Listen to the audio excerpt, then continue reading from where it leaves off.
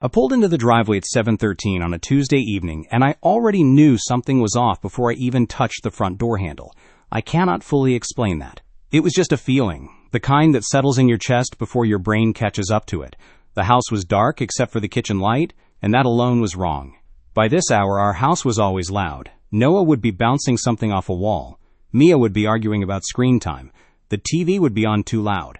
That was normal. That was every single night. But that night, there was nothing. Just that one yellow light in the kitchen window, and silence everywhere else. I got out of the car slowly.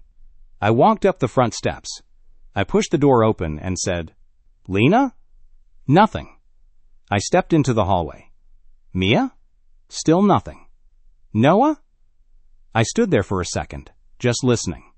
The coat hooks by the door were almost bare. Mia's purple backpack, the one she refused to swap out even after the zipper broke, was gone.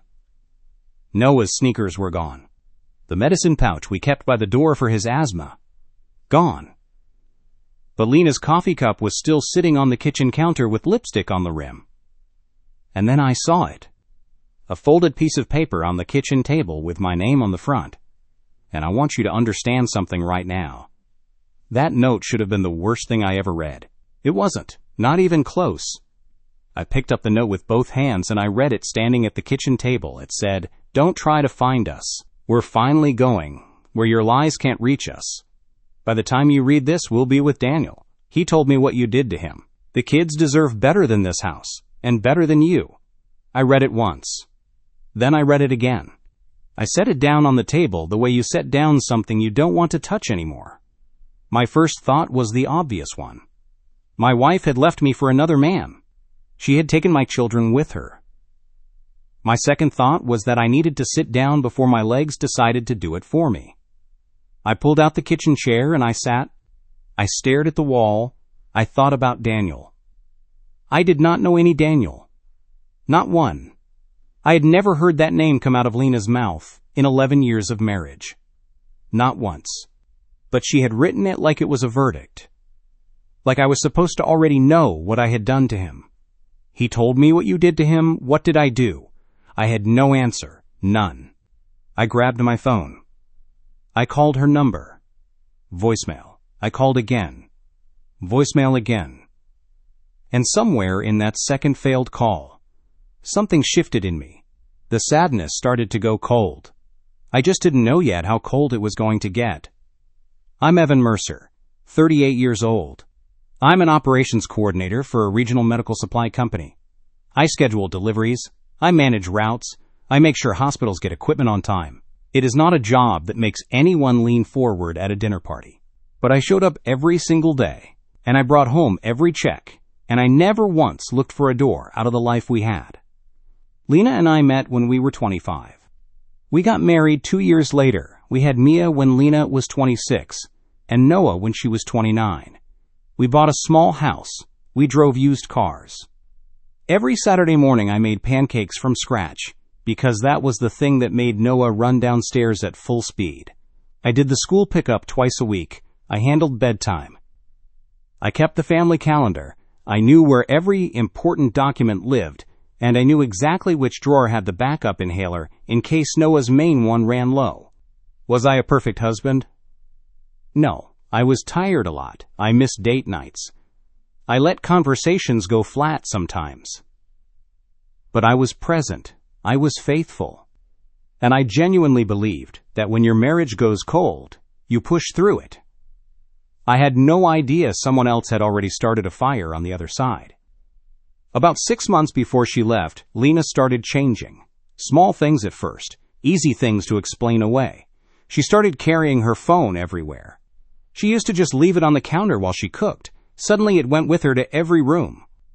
I noticed once that her passcode had changed because I tried to show her something and it didn't work. She laughed and said she had updated it. I believed her. She started using words I had never heard her use before. Phrases like, "I just need to feel seen," or "I don't think you understand what emotional availability actually means." I remember sitting across from her one night at dinner, and she looked up from her plate and said, "Do you even see me, Evan, like actually see me?" I put my fork down. I said, "What do you mean?" I'm right here. She just shook her head and went back to eating. I thought we were going through a rough patch. Every marriage hits stretches like that. I thought maybe we needed counseling. Maybe a weekend away. I thought she was lonely, and I had been too tired to notice in time. I blamed myself for the distance growing between us. What I did not think, not even for 1 second, was that someone on the other side of a screen was sitting there every night, listening to every complaint she had, agreeing with all of it, and slowly, carefully, building a story where I was the villain. Looking back now, the warning signs were there for months, and I walked right past every single one of them. About 4 months before she disappeared, Lena asked me where we kept the kids' birth certificates. I told her they were in the filing cabinet. She said she needed them for school paperwork. I didn't think twice. 2 weeks later, she asked me where the passports were. Same reason. I showed her the drawer. Moved on. Then she started asking odd questions. Things like, do you know if you can transfer a kid's medical records between states? I said I had no idea. She said she had read something about it online. I told her that was interesting, and I went back to whatever I was doing. She started taking the family laptop upstairs at night. When I asked what she was working on, she said she was in an online support group for anxiety. I said I was glad she was getting help. I meant it. She also started wanting to know my exact schedule. Not roughly, exactly. What time I was leaving work. What time I would be home. She said it was so she could plan dinner better. I believed every word. I want you to think about that. All of it, the birth certificates, the passports, the medical records, the schedule, was a checklist. She was building a plan piece by piece right in front of me, and I held the door open for her every time. 3 nights before she vanished, we had the worst fight of our marriage. It started small, as they always did. I got home late again. She was already cold when I walked in. I said there had been a problem with the delivery. She said, there's always a problem. I said I had texted her. She said texting was not the same as being there. We went back and forth the usual way. And then she stopped. She looked at me from across the kitchen and she said, you don't know what people are capable of when they've been pushed too far. I remember going still. I said, what does that mean? She crossed her arms. It means one day you're going to look back and understand what you actually took from people. I said, Lena, what people? Took what? She looked at me like I was something sad. Like she already knew something about me that I didn't know about myself. And then she said it. There are things about you I didn't understand until recently. I thought she was just being cruel.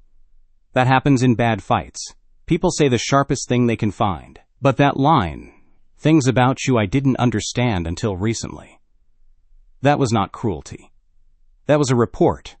Someone had been filing reports about me.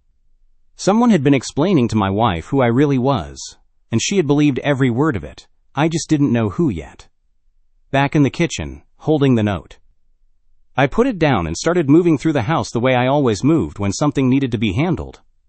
Not panicking. Just checking. I went upstairs first. The kids' rooms had been partially packed. Favorite blankets were gone. The stuffed animals they could not sleep without were gone. In Mia's room, the hook on the door where she always hung her backpack was empty. In Noah's room, the drawer where we kept the travel inhaler for trips was open, and the inhaler was gone. Back in the master bedroom, one of Lena's suitcases was missing. The good one. The one she only used when she was actually going somewhere. The drawer where we kept the documents was open. My passport was there. Theirs were not. I stood in that bedroom looking at that empty drawer for a while. Then I went to the trash in the kitchen. At the bottom, under some paper towels, was an empty box. A prepaid phone. The burner kind. She had bought one before she left, and she had almost hidden the box.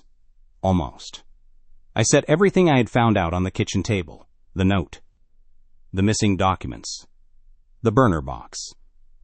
I looked at it all laid out in front of me. This was not a woman who had a breaking point and ran. This had been planned. Carefully. Over days, maybe weeks. The question was, planned with who? And then I remembered the photo clipped to the back of the note. I had almost missed it in those first panicked minutes. It was folded behind the note, printed on regular paper, a little blurry like it came from a cheap home printer. A photo of Lena standing next to a man I did not know. She was smiling in a way I had not seen in months. He was white, maybe 40, dark hair, a confident, easy smile. The kind of smile that said he was completely comfortable wherever he was standing. On the back of the photo, in Lena's handwriting, were 2 words. Daniel, finally honest. I stared at his face. And that feeling I mentioned at the start, the cold one, started moving up from my feet. Because I had seen this face before, I could not immediately place where. It was that frustrating middle zone where you know something, but the details are still loading. I grabbed my laptop from the bag I had dropped in the hallway. I sat back down at the kitchen table. I started searching. Nothing useful came up for the name Daniel alone. I sat back. I thought harder. There was a work connection.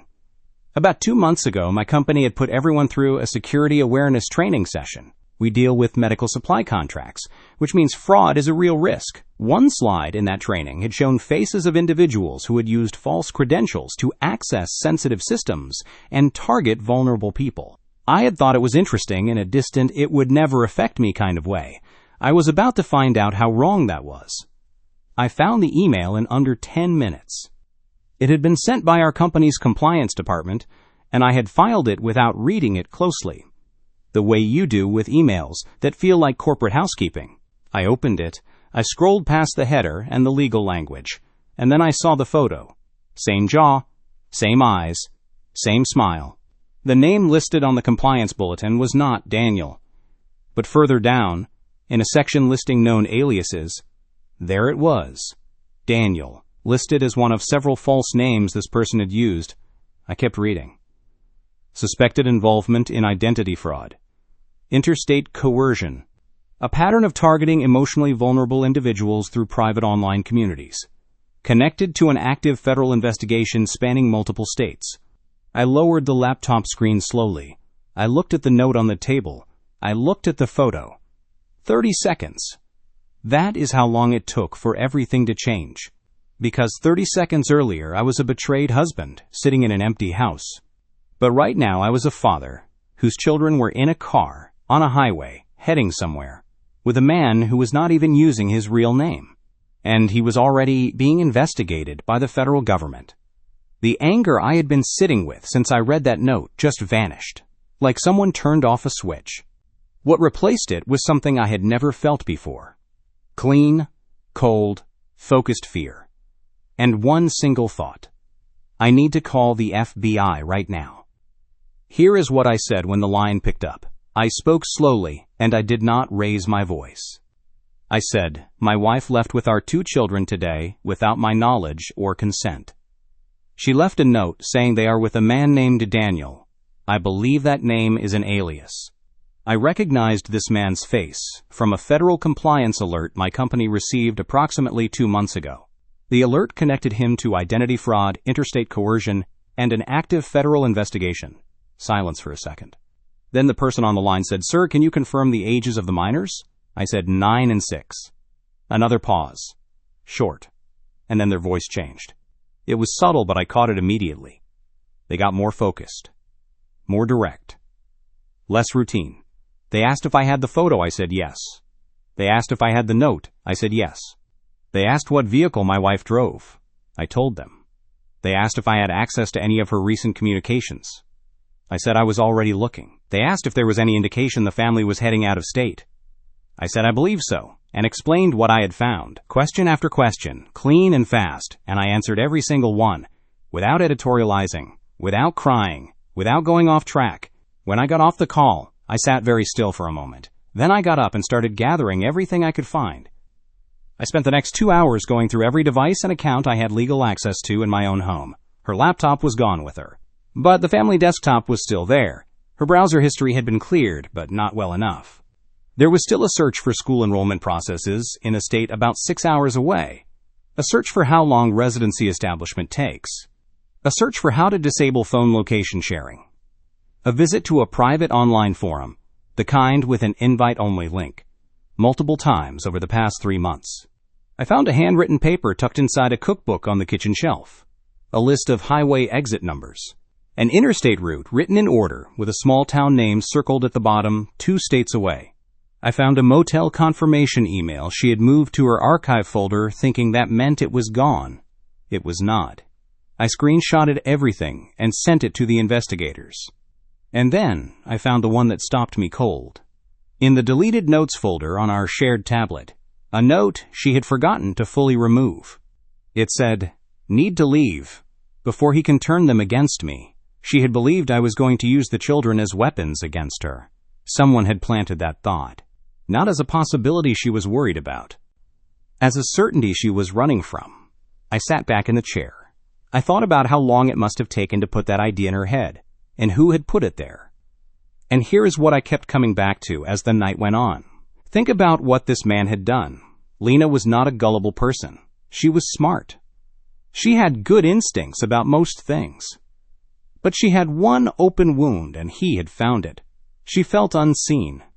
She felt like she had spent years pouring herself into a house, and a family, and a marriage, and nobody was noticing. I had let that happen, partly. I own that. The tired nights, the missed dinners, the conversations I let die too quickly, those were real. They were my failures. But I had not invented them. He had just picked them up and handed them back to her, magnified. He had listened to every complaint she ever posted in that online forum. He had validated every frustration. He had given her a language for ordinary marital disappointment that made it sound like survival. He told her he had known men like me. He told her stories about other women who had escaped situations like hers. He told her the children would be better off. He made leaving sound like courage. He gave her a script. And my wife, who wanted so badly to feel chosen, had taken that script and run with it all the way to a highway 2 states away. The thing that destroyed me was not that she left. It was that someone had studied her long enough to know exactly which door to open. Around midnight, Lena finally texted. The message said, "Stop calling. The kids are safe. You don't get to control this anymore." I stared at the screen for a long time. Then the second message came. "Daniel told me everything. I know what you are." Then a third. "If you actually loved them, you'd let us go." I read all 3, and something struck me immediately. That was not how Lena argued. I had been in arguments with this woman for 11 years. I knew exactly how she fought. She was sharp and specific. She would say, "You forgot Mia's recital," and then acted like it was not a big deal. She would never say, "You don't get to control this." That phrase came from somewhere else. From someone else. She was sending me messages that had been either written for her or rehearsed with her beforehand. He had given her a script for me too. I forwarded all 3 screenshots to the investigators without responding to a single one. Then I wrote one message back to her. Just one. I said, "I'm not trying to control anything. Can Mia call me? Just so I can hear her voice." No response for 30 minutes. Then one more message. "Stop trying to make this about the kids. It's about you and what you did." I put the phone face up on the table, and I looked at the ceiling. And I thought, whoever this man is, he has covered every angle. He even prepared her for this conversation. The second day, still no direct contact from the kids. Investigators were piecing together the route through toll camera hits and a gas station purchase Lena had made on her debit card, which told them she had not yet switched to cash. I got a call from a detective coordinating with the federal case. He was careful, the way law enforcement is when they know more than they can share. But he confirmed enough. The man in the photo was connected to an active federal investigation. He had operated under multiple aliases over a period of years. He had a documented pattern of entering online communities where vulnerable women were gathered, building trust over months, and then using that trust to coerce, manipulate, or exploit. He had done versions of this before. Other women, other states. Some of those situations had gotten dangerous. I asked him directly, "Are my children in immediate physical danger?" There was a pause. Then he said, "We are treating this as a priority situation, Mr. Mercer," which was not comforting, but it was honest. I thanked him. I hung up. I sat in the backyard in the cold morning air, and I thought about something I could not stop thinking about. Lena had not run to love. She had run to a predator. She had handed herself and my children to a man with a fake name and a federal file. And she had done it because she felt invisible. That thought broke something in me that I am still putting back together. I went upstairs and sat in Noah's room in the dark. I did not turn the light on. I just sat on the edge of his bed. The backup inhaler was still in the nightstand drawer because Lena had taken the travel pouch but missed this one. I held it in my hand. Plastic. Small. Completely ordinary.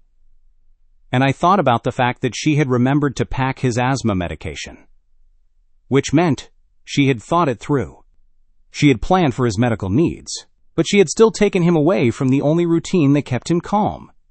The cereal and the Saturday pancakes and the specific bedtime order that had to happen the same way every single night or he could not settle. She had taken him to a place he had never been, with a man he had never met, driving through the dark toward a destination nobody who loved him knew about.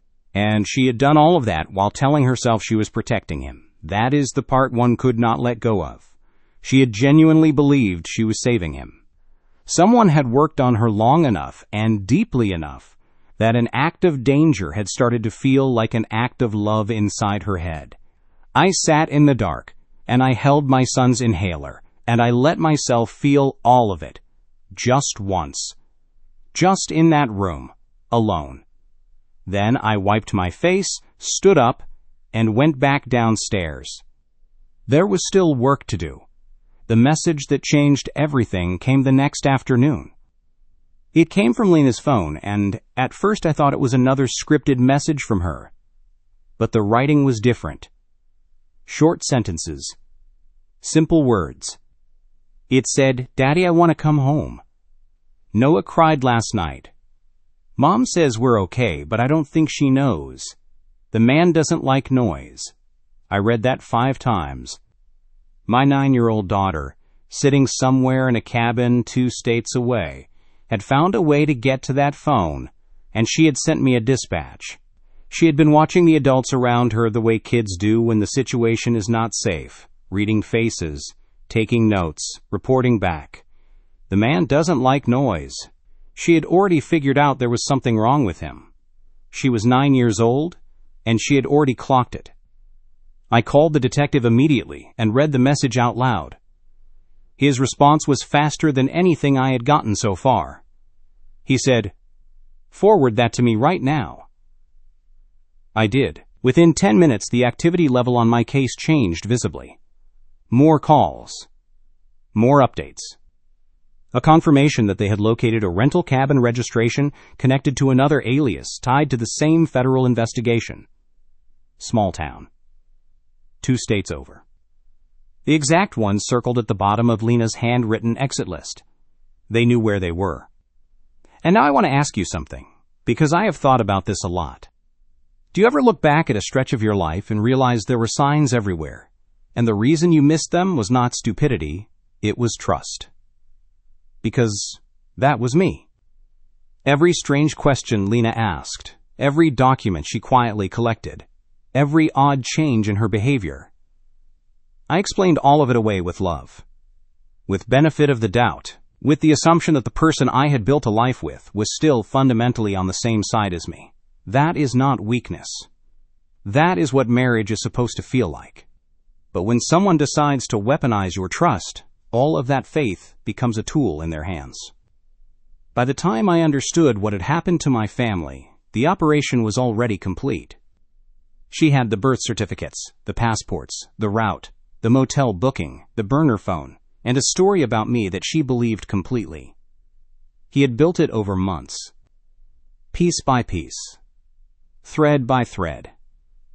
And she had carried it out in a single afternoon while I was at work, scheduling medical supply deliveries. I was coordinating shipments when my family was being disassembled. I keep coming back to that. But here is the thing. He made one mistake. He never counted on the face being recognizable. He never counted on the note. The call came at 6:18 in the evening on the second day. The detective's voice was level. He said, "Mr. Mercer, I want to let you know that your children have been located, and they are safe." I sat down on the kitchen floor. That was not a choice. My legs just stopped holding me up and I went down slowly against the cabinet, with the phone still at my ear. I said, "Both of them?" He said, "Both of them." Mia is a little shaken. Noah is asking for his dad. I pressed the back of my head against the cabinet door, and I closed my eyes and I just breathed. In and out. In and out. The detective kept talking. He told me they had been found at a rental cabin off a logging road. He described it in passing, and that description mattered to me more than he knew. It was small. Run down. Thin walls. Bad lighting. Not glamorous. Not the beginning of some better life. Just a damp, cold cabin in the middle of nowhere. That was what she had blown everything up for. Not a future. Not a fresh start. Not a man who finally saw her. A damp cabin and a man who was already starting to get irritated by the delays. I stayed on the floor for a while after the call ended. Not crying. Not celebrating. Just completely still. Like my body needed to exhale something it had been holding for 48 hours straight. When I picked up the kids, Noah hit me at full speed before I was even through the door. Both arms around my waist, face buried in my jacket, saying nothing. Just holding on, I bent down and I held him back and I thought, okay, we're going to be okay. Mia came over slower. She looked at my face first the way she always does, checking whether things are actually fine or whether the adults are just performing fine. I said, "Hey, Bug." She said, "I texted you." I said, "I know. I got it. You did great." She let out this long, slow breath that no 9-year-old should have stored up in her chest. Then she let me hug her. I held both of them for a long time in that hallway. What investigators had pieced together in the days that followed was this. The man she had called Daniel had not been planning any kind of life with her. He had other women in play simultaneously, other aliases, other active situations across different states. Lena had been useful to him for specific reasons. She had a car. She had children, which made relocation look domestic and innocent. She had been willing to trust without asking too many questions. Once they arrived at the cabin, things had already started to cool. He was irritated by delays. He was sharp with the kids. He had already begun mentally preparing to move on if the law enforcement pressure got too close. She was not the love of his life. She was a logistical decision. Lena was detained, that is the word the law uses. She was held and questioned. She was connected to the federal investigation because she had been in direct contact with a man already under federal surveillance and had transported minors across state lines without the other parent's consent. What came out over the following weeks was hard to sit with. Not because I felt sorry for him. I didn't. But because of what it meant about the version of events Lena had been living inside her own head. She had genuinely believed he loved her. She had genuinely believed he had known men like me, and that he understood what she had been enduring. She had believed she was making a brave choice. And all of it, every word of it had been constructed for her. Every story he had told about himself was a lie. Every story he had told about me was an invention. The community where they had met was something he had used before with other women. A private online space where emotionally dissatisfied people gathered. And where someone patient and strategic could find exactly the right kind of vulnerability to press on. I did not feel triumphant when all of this came out. I want to be clear about that. I felt something closer to grief. Because somewhere inside, the person who had made these choices was still the woman I had married. And she had been systematically dismantled by a stranger who had never once told her the truth. The social fallout was its own experience. Some of our friends and family had been hearing Lena's version of our marriage for months. That Evan was cold. That Evan was checked out. That Evan had never really been present. A few of them had believed her, not because they were bad people, but because she had told the story well. And then the facts came out. She had planned the disappearance over weeks. She had collected documents. She had bought a burner phone. She had taken the children across state lines. She had told Mia not to use our last name. She had done all of this while trusting a man using a fake identity who was already known to federal investigators. The narrative flipped overnight. People who had nodded sympathetically at her complaints were now calling me, apologizing, trying to explain what they had and had not believed. I did not need those conversations. I understood why people had listened to her. She was a convincing narrator when she wanted to be. But I also want to say this clearly. I did not go out of my way to punish her socially. I did not call people and correct the record. I did not need to. The facts did that on their own, which is something I had to remind myself of every time the anger tried to pull me toward doing something loud and stupid. Family court. I want to tell you about this part carefully, because this is where the story actually ends. Not with the FBI. Not with the rescue. The real ending happened in a courtroom. I walked in with a folder. Not because I was trying to be dramatic about it, but because I had spent 11 years being the person in this family who kept track of everything, and that habit was my whole case. The note. The photo. The motel confirmation email. The deleted note about turning the kids against me. Mia's text message. The browser history. The list of highway exits. The missing passports. The missing medical supplies. The timeline of unanswered calls. All of it, organized by date, printed, labeled. My attorney told me to let the documents do the talking. So that is what I did. I sat at that table and I answered every question calmly and factually. No editorializing. No speeches about betrayal. No emotional performances. Just the information. Lena's attorney tried to frame what had happened as emotional distress, manipulation by a dangerous man, temporary loss of judgment. Some of that was true, but the court was not interested in why she had made the choices she made. The court was interested in what those choices had actually done to the children, and the children's own statements, taken separately, were not complicated. The judge read the findings: primary physical custody to Evan Mercer, supervised visitation for Lena, with a structured review process built in for the future. No unsupervised travel with the children. No introducing unrelated adults without prior approval for a minimum of 1 year. Mandatory counseling and psychological evaluation before any modifications would be considered. Monitored communication channel for the first 12 months. Lena sat at that table and heard every word of it. I watched her face through some of it.